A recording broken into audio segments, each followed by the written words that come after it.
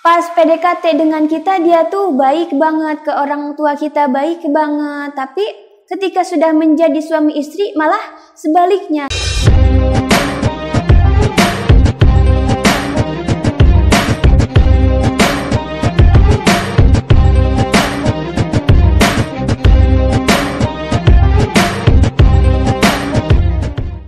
Assalamualaikum warahmatullahi wabarakatuh.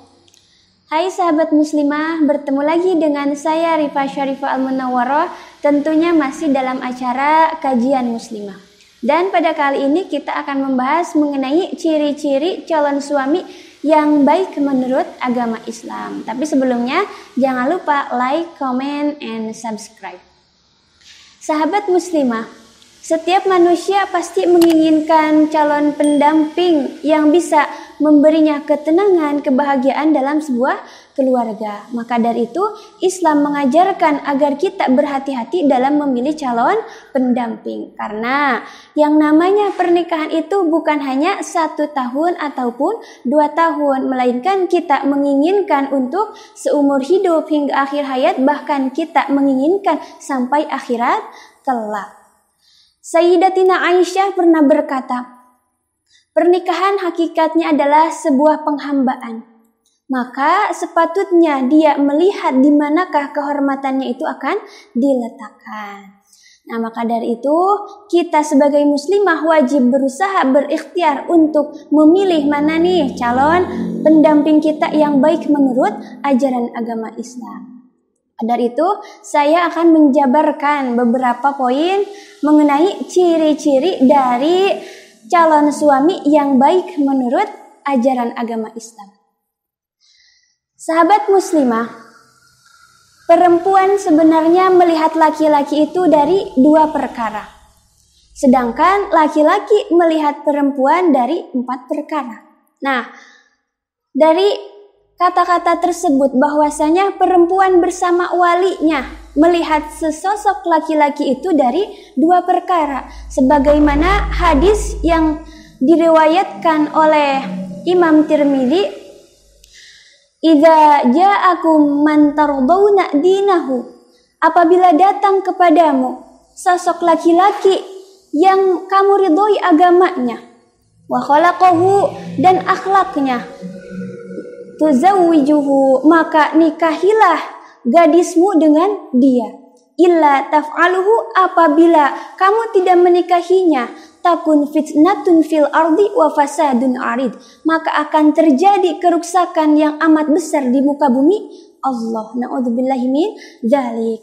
Maka dari hadis tersebut kita bisa cermati bahwasanya syarat laki-laki itu lebih sedikit dibanding dengan perempuan. Jadi apabila ada sosok lelaki nih yang mendekati kamu atau datang ke wali, datang ke bapak, datang ke rumahmu, dan bisa dilihat sosok laki-laki tersebut, 1, mempunyai sifat soleh yang terpenting, terus rajin beribadah, tidak pernah meninggalkan yang namanya sholat, berjamaah ke masjid, dan juga perilakunya bertutur kata lemah lembut kepada sesama, berbakti kepada kedua orang tua. Nah, bisa kita lihat nih, apabila laki-laki tersebut dari perilakunya selalu menghormati kedua orang tua, menghormati yang lebih tua, menyayangi yang lebih muda, maka itu sifat-sifat aslinya gitu ya. Jadi cerminan sosok laki-laki tersebut baik apabila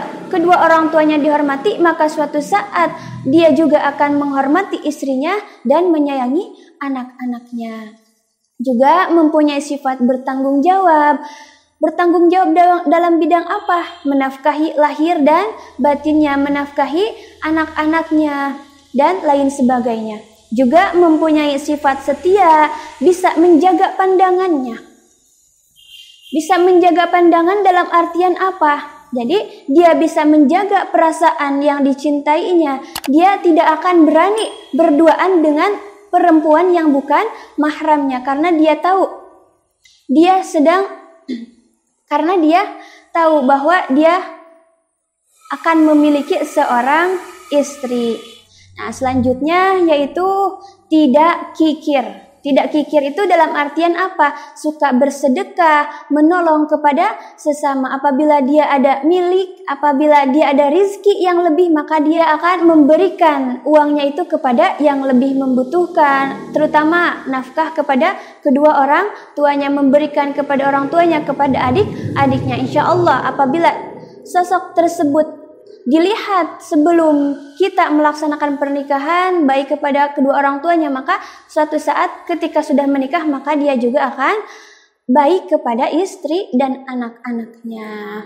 Nah, mungkin itulah ciri-ciri dari calon suami yang baik menurut ajaran agama Islam. Dari hadis tadi bisa kita lihat bahwasanya ketika ada sosok laki-laki datang kepadamu, baik agamanya, baik akhlaknya, maka terimalah. Ya, jadi sahabat muslimah, kadang kita tuh bingung kan, gimana nih cara membedakan yang baik asli dan yang baik palsu. Kadang kita diberi kebingungan.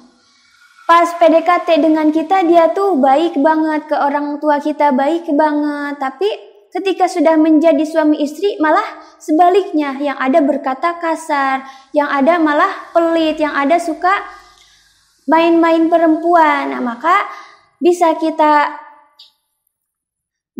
pantau dari sekarang. Caranya gimana? Nah, ada sebuah